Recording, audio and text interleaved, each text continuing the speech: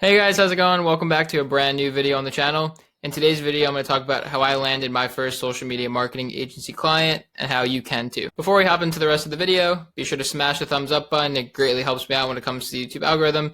And be sure to subscribe to the channel to see all future uploads from me. Okay, so at this point within my agency, I've closed and worked with over 60 clients. So I'm going to take you back on a little bit of a story time and talk about how I actually closed my first client. And there are really two variations to what you might consider my first client, and I'm going to be diving into that, going into both of those stories, and then talking about kind of what you can learn from my experiences, and I think how that can help benefit you when you're going out there trying to land your first client. So the first client that I actually landed within my agency was around 3 years ago at this point. And the way I got this client actually was by going door to door to a lot of different businesses, and this is how I started off. The course that I was enrolled in at the time for social media marketing, that was kind of one of the methods they were talking about that a lot of people were doing, and I saw a lot of people having success with.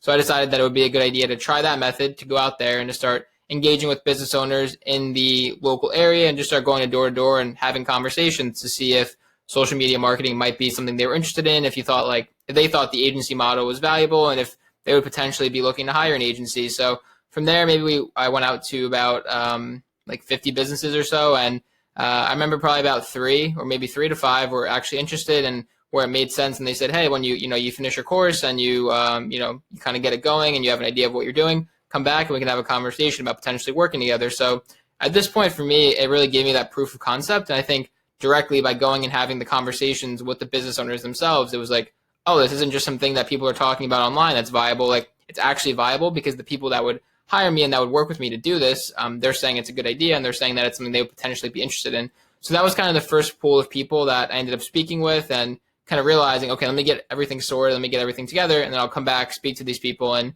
set up meetings to see if I can start working with my first client. So that's kind of how it started, and that's what I did. I went back, finished the course for another couple weeks, don't remember the exact time frame, and then went back to a few of those clients, and actually, I was able to set meetings with a few of them. Remember the first one that I closed, it was just for $200 a month, and she paid 50% up front and then 50% at the end of the month. And it was just to do some basic social media management stuff. And we actually got a photographer in there to help take some photos, and it was more hands-on, and it wasn't really something that was scalable, but at the time it was good experience, and I got that experience working with clients and all that, which was super cool and really exciting at the time. And then from there, that one client ended up spiraling into a few others because we had some credibility because we were already working with someone in that area. Which helped. So that was actually like the first client. And although that technically was the first client that I got within my agency, that model wasn't really scalable, and it also wasn't even very profitable when you would consider the time driving to in-person photo shoots and kind of communicating with the client. And like, there was no systems. It wasn't streamlined at all. It was just a mess, and that wasn't really going to scale anywhere. But at the same time, like, it was my initial experience, and it kind of helped get me started. And like I said, it ended up landing, ended up spiraling into working with 3 clients in that area, all in a very tight radius, which is cool.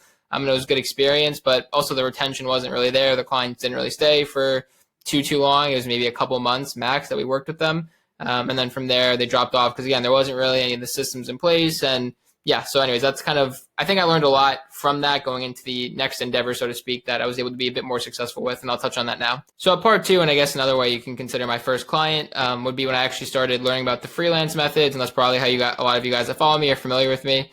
And this is actually something I want to mention. So when I initially got exposed to the freelance methods, I was applying on all these different platforms that are spoken about: Upwork, People Per Hour, Guru, etc., Freelancer, and from there, like, I was able to have more quick success, like a bit quicker than with the door-to-door, and like a bit like more success in general. So to touch on that, basically, from there, I basically made my profile, and I was able to leverage some of the past experience for those other clients I mentioned previously, and just start reaching out to people. And I remember, there was some traction. There were some people that would reply back. We wouldn't actually schedule a call. They would no-show a call. I would get in a few calls with clients that weren't a good fit. But pretty quickly, within my first 5 or maybe 10 calls max, I came into contact with someone who we kind of just clicked based on some common interests, and we really hit it off on the first call. The first call was about an hour long, I remember, maybe like 59 minutes. And at that point, at the end of that call, we decided to work together for $1,200 a month for social media management, doing 1 post a day, reputation management, replying to comments and messages. And at that point, like, that was so crazy for me because I'd come from a place where I was working with clients for like a couple $100 a month, $200-300 a month. To do a lot of work, meet with them in person to close those deals, had multiple, 1, 2, or 3 in-person meetings, or 2 or 3 in-person meetings. And for me, the ability to take someone from the internet, speak to them for an hour, and then agree to work together for $1,200 a month, which is revolutionary to me. And I remember I was so happy. Like, that was so much money to me. Like, that was more money than I've ever seen pretty much in my life, depending on how you look at it, like from one client, one deal.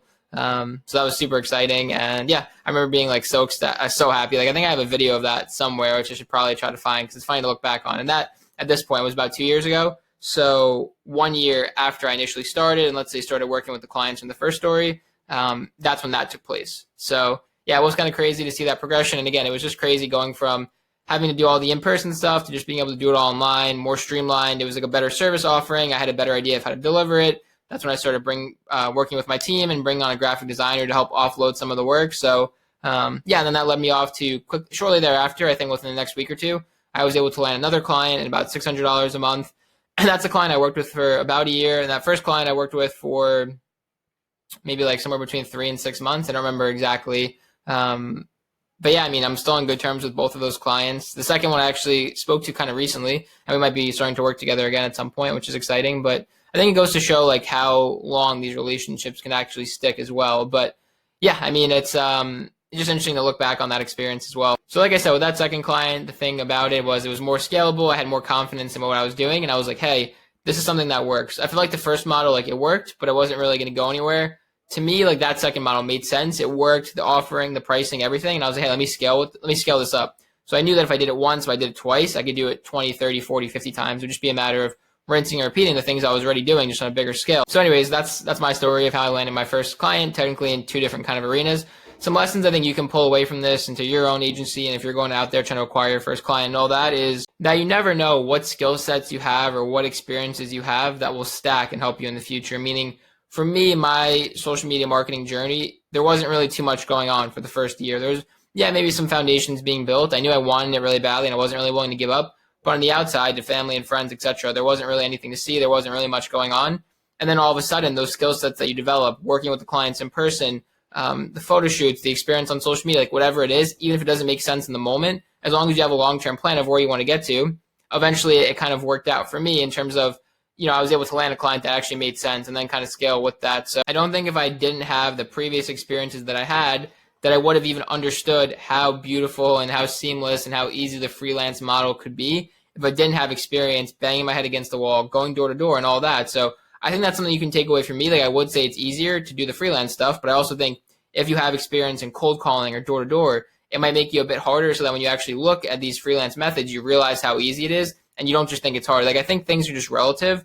So the thing that I would say that you could take away from it is just realize that the freelance stuff is a lot easier than a lot of other methods out there. You're going to like warm people. The meetings are just more of a general chat. Like, it's not really as difficult as you would think versus some of those other methods. But the lesson really is anything that you've done in the past can always stack. And if you're at a place where you literally have no experience, just get out there and realize that you might need to get out there and work with some clients that aren't a perfect fit. Like, get yourself out there and just kind of like learn a little bit and have experiences. And over time, that'll stack. And then eventually, like, you'll be able to build your perfect and your dream agency. Because I think a lot of people think that it's a linear path, meaning that your growth will be like this from whenever you start. And although, like, by watching my channel, by getting mentors and all that, you can cut your learning curve drastically. And I would hope that, you know, you can not have to go through that year of pain that I went through and just get that result day one. Maybe it won't happen. And if it doesn't happen, I don't want you to get discouraged and think that, you know, it's all just an upward slope. Like, there could be times that are easier. There will be times that are harder. But the reality of it is, as long as you stay on the path, eventually you'll get where you want to be. So even if you feel like right now and you're watching this and you can resonate with me and you're on a path and you feel like it's flatlined and you're putting a lot of work in, but you're not seeing results, just realize that over time, assuming you're doing the right things and taking the right actions, it'll compound and you'll get where you want to be. So don't expect things to always go like that. Although, like, I would love for that to be the case for you. Keep in mind that sometimes you can maybe flatline before you pop off and have that exponential growth. Because I know that's kind of how it happened for me. And that's the way that I think it happens for a lot of people for the most part. Obviously, again, there can be exceptions and you might be an exception to that rule. So just keep that in mind as well. But so anyways, that's kind of my story of how I was able to land my first client in 2 different realms, so to speak. And hopefully some lessons I think you can take away and apply to your own life and your own agency. If you enjoyed the video, be sure to smash the thumbs up button, drop a comment below, and let me know if you have any questions for me or if you have any recommendations for what you want to see from me going forward in the future. Subscribe to the channel to see future uploads from me. And as always, check the first link in the description for my exclusive one-on-one coaching program where I can help you craft your outreach, build your team, land your first client and then scale up to 60 plus clients that I've been able to do myself. So I hope you enjoyed the video. I look forward to seeing you in the next one. Take care.